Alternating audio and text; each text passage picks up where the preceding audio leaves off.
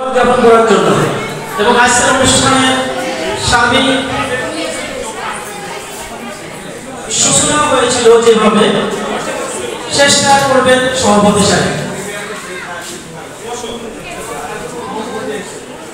সবাইকে ধন্যবাদ। সবাইকে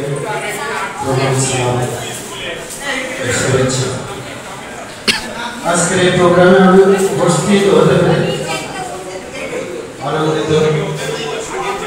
অনেক ভালো হয়েছে প্রোগ্রাম,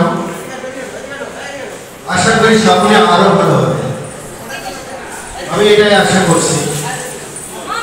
আর ছোট্ট সোনামণিরা খুব ভালো করেছেন, আশা করি সামনের প্রোগ্রামে আরো ভালো দেখতে চাই।